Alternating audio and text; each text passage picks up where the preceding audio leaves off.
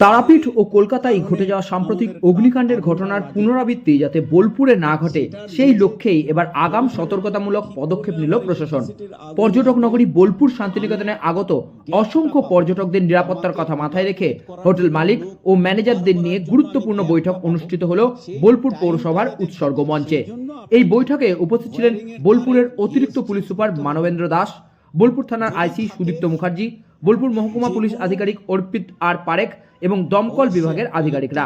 প্রশাসনের তরফে হোটেল কর্তৃপক্ষের কাছে স্পষ্ট বার্তা দেওয়া হয়, অগ্নি নিরাপত্তার ক্ষেত্রে কোনো রকম গাফিলতি বরদাস্ত করা হবে না। বৈঠক বোলপুর শহরের প্রতিটি হোটেলকে অগ্নি নিরাপত্তা সংক্রান্ত নির্দিষ্ট গাইডলাইন মেনে চলার নির্দেশিকা দেওয়া হয়েছে। হোটেলে প্রয়োজনীয় নথিপত্র, অগ্নি নির্বাপনের পর্যাপ্ত ব্যবস্থা, জরুরি পরিস্থিতিতে দ্রুত বেরিয়ে আসার ব্যবস্থা এবং ফায়ার সেফটি সংক্রান্ত প্রয়োজনীয় সরঞ্জাম ঠিকঠাক রয়েছে কিনা তা নিশ্চিত করার উপায় বিশেষ গুরুত্ব দেওয়া হয়। প্রশাসনের পক্ষ থেকে জানানো হয়েছে, আগামী দিনে শহরের বিভিন্ন হোটেলে হঠাৎ করে চেকিং অভিযান চালানো হবে। যে সময় কোনো হোটেলের নিরাপত্তায় ত্রুটি, প্রয়োজনীয় সরঞ্জামের অভাব কিংবা নিয়ম লঙ্ঘনের ঘটনা ধরা পড়লে সংশ্লিষ্ট হোটেল মালিক বা কর্তৃপক্ষের বিরুদ্ধে আইনানুগ ব্যবস্থা নেওয়া হবে। তারাপীঠ ও কলকাতার সাম্প্রতিক অগ্নিকাণ্ডের ঘটনার পর থেকে রাজ্য জুড়ে বিভিন্ন হোটেল ও বাণিজ্যিক প্রতিষ্ঠানের অগ্নি নিরাপত্তা নিয়ে বাড়তি সতর্কতা দেখা দিয়েছে। তারই ধারাবাহিকতায় পর্যটকদের অন্যতম আকর্ষণ বোলপুর ও শান্তিনিকেতনে কোনো অপ্রীতিকর ঘটনা এড়াতে প্রশাসনের এই বিশেষ উদ্যোগ।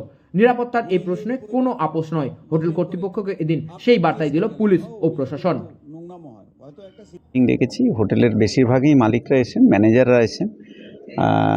ইলেকট্রিসিটি এবং ফায়ার নিয়ে যাতে কোনো দুর্ঘটনা না হয়, কিপিং ইন মাইন্ড যে তারাপীঠে এরকম একটা ইনসিডেন্ট হয়েছে সেটা যাতে রিপিট না হয়, তাদের কিছু ডুজ অ্যান্ড ডোন্টস আমরা জানালাম।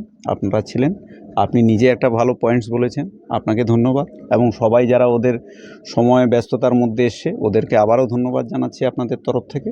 আশা করছি যে পয়েন্টসগুলো বললাম আমাদের কাছ থেকে শুনে নিয়ে ওনারা সবগুলো মানবেন এবং তার জন্য প্রশাসনিক যা হেল্প লাগবে আমার ওসি, আমার এসডিপিও সাহেব, আমার ইলেকট্রিসিটির যে ডিপার্টমেন্টের যে বড় বড় রিপ্রেজেন্টেটিভ এসছে, আমাদের ডিআইবির যারা এসছে, যে পয়েন্টে যার যা কিছু হেল্প লাগবে আমরা ফোন নাম্বারও শেয়ার করেছি, সেখানে ফোন করেও জানতে পারবে, হেল্প করব।